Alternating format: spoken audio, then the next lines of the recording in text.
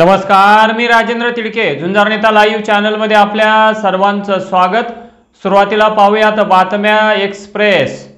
अशोक चव्हाणांच्या हाती कमळ, देवेंद्र फडणवीस बावनकुळेंच्या उपस्थित भाजप प्रवेश, कोणतीही जबाबदारी स्वीकारण्याचे दिले संकेत। चव्हाणांसोबत कोणीही जाणार नाही, काँग्रेस एकजुटीने काम करेल, चन्नीथला यांचा विश्वास। चव्हाणांनी कारणही सांगितले नसल्याचा आरोप।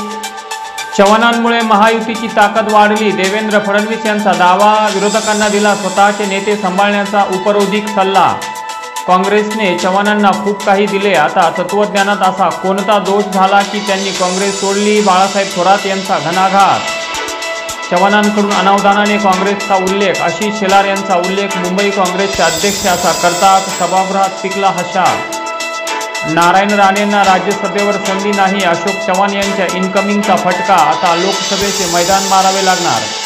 शेतकऱ्यांना हमीभाव नाही, मात्र गद्दारांना खोक्यांचा भाव, नालायक कारभाराचा पंचनामा करण्याची वेळ, उद्धव ठाकरे यांचा हल्लाबोल। जरांगेंसाठी 3 पेक्षा अधिक दिवसांचे उपोषण जीवघेणे, संभाजीनगरात उपचार केलेल्या डॉक्टरांचा इशारा। आणि नाना पटोलेंची उचलबांगडी होणार, बाळासाहेब थोरात यांच्याकडे येणार प्रदेश काँग्रेसची सूत्रे, पक्षश्रेष्ठी थोरातांच्या सतत संपर्कात। आणि आता बातमीपत्र बीड जिल्ह्याचं आणि राज्यातील इतर घडामोडींचं सविस्तर। राज्य सरकारने काढलेल्या अधिसूचनेची तात्काळ अंमलबजावणी करत मराठा समाजाला सरसकट कुणबी प्रमाणपत्र देण्यात यावेत, या मागणीसाठी मराठा आंदोलक मनोज जरांगे पाटील यांनी 3ऱ्या टप्प्याचे उपोषण सुरू केले असून आज उपोषणाच्या 4थ्या दिवशी त्यांची प्रकृती खालावली आहे। त्यामुळे मराठा समाजाकडून तीव्र संताप व्यक्त केला जात आहे। सकल मराठा समाजाच्या वतीने संपूर्ण महाराष्ट्र बंदची हाक देण्यात आली असून बीड जिल्हा देखील उद्या कडकडीत बंद राहणार आहे। गेवराईत उद्या आठवडी बाजार बंद ठेवण्यात येणार असून वडवणीतला आठवडी बाजार देखील बंद ठेवण्यात येणार असल्याची माहिती मिळत आहे। बीड, आष्टी, पाटोदा, शिरूर, माजलगाव, परळी, केज, धारूर ग्रामीण भागातील मराठा समाजाच्या वतीने बंद ठेवण्यात येणार असल्याचे सांगण्यात आले आहे। दिनांक 8 फेब्रुवारी 2024 रोजी स्थानिक गुन्हे शाखा यांनी घरफोडी करणारी टोळी उघडकीस आणून 3 आरोपी निष्पन्न केले होते। त्यापैकी एक आरोपी नामे सचिन ईश्वर भोसले, वय 25 वर्षे, राहणार बेलगाव, तालुका कर्जत, जिल्हा अहमदनगर, हल्ली मुकाम नागझरी, तालुका गेवराई, यास पोलीस स्टेशन चकलंबा येथे पुढील कारवाईसाठी ताब्यात दिले आहे। सदर आरोपींनी एकूण 10 घरफोडी केल्याचे तपासात निष्पन्न झालेले असून आरोपींनी चोरी केलेला चोरीचा माल कोठे ठेवला याचा शोध घेण्यासाठी पोलीस स्टेशन चकलंबा व स्थानिक गुन्हे शाखा बीड यांनी संयुक्तरित्या शोध घेऊन तपास करण्यात आला असून आरोपीने चोरलेली मालमत्ता काढून दिलेली असून एकूण 10 गुन्ह्यातील 96 ग्रॅम सोन्याचे विविध दागिने 5,10,000 रुपयाचा सोन्याचा मुद्देमाल जप्त करण्यात आलेला आहे।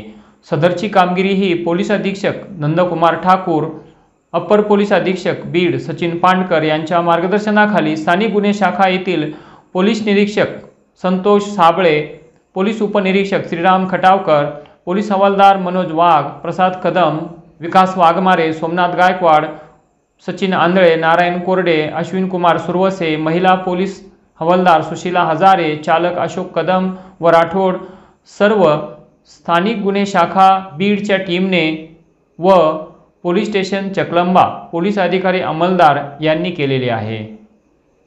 दिनांक 11 फेब्रुवारी 2024 रविवार रोजी बीड शहरातील मित्रनगर भागातील समर्थ कोचिंग क्लासेसची शैक्षणिक सहल संपन्न झाली।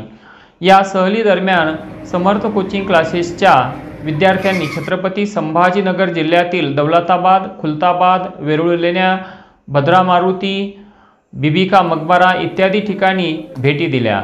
सहलीच्या दरम्यान विद्यार्थ्यांमध्ये प्रचंड उत्साह आढळून आला। विद्यार्थ्यांनी सहलीच्या दरम्यान वनभोजनाचा देखील आस्वाद घेतला। सहलीमध्ये एकूण 61 विद्यार्थी सहभागी झाले होते, तर त्यामध्ये 22 मुली आणि 39 मुलांचा समावेश होता। सहलीची बस ही सकाळी 6 वाजता बीड येथून निघाली आणि सर्व ऐतिहासिक ठिकाणांना भेटी देऊन रात्री 12च्या सुमारास परत बीडमध्ये दाखल झाली। समर्थ कोचिंग क्लासेसची ही शैक्षणिक सहल आमच्या जीवनातील अविस्मरणीय सहल असल्याचे विद्यार्थ्यांनी बोलून दाखवले। ही सहल यशस्वी करण्यासाठी धाराशिव जिल्ह्यातील कामेगाव येथील यशवंत विद्यालयाचे मुख्याध्यापक तथा RSP अधिकारी रणजित मुंडे सर यांचे मोलाचे सहकार्य लाभले। तसेच सहल यशस्वी करण्यासाठी समर्थ कोचिंग क्लासेसचे संचालक Shri Tidke sir, Chandanshiv sir, Dhakane sir, Gaikwad sir, Pathak madam यांनी परिश्रम घेतले। शिरसाळा ग्रामपंचायत हद्दीतील गट क्रमांक 1 मधील रस्ता व ओपन स्पेसमध्ये असलेली अनधिकृत अतिक्रमणे तात्काळ काढावीत या मागणीसाठी सोमवार दिनांक 12 फेब्रुवारी 2024 पासून परळी पंचायत समिती कार्यालयासमोर बेमुदत धरणे आंदोलन सुरू करण्यात आले होते। परंतु परळी पंचायत समिती कार्यालयाच्या लेखी आश्वासनानंतर भारतीय जनता पार्टी किसान मोर्चाचे प्रदेश सचिव उत्तम माने यांनी धरणे आंदोलन मागे घेतले आहे। दरम्यान या प्रकरणी प्रशासनाने लवकरात लवकर कारवाई केली नाही तर पुन्हा आंदोलन करण्याचा इशाराही माने यांनी दिला आहे।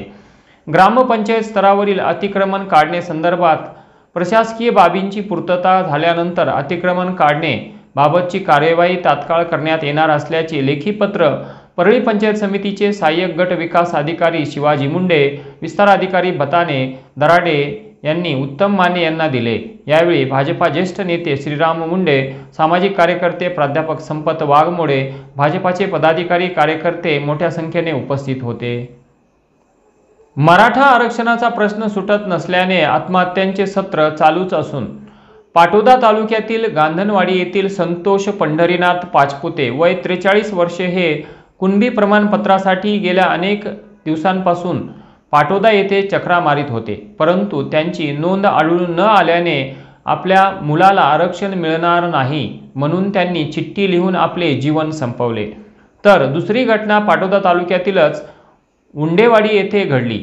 जयश्री सुखदेव उंडे वय 40 वर्षे यांना देखील 2 मुले असून ते शिक्षण घेत आहेत, तर त्यांच्या पतीचे गेल्याच वर्षी निधन झाले होते।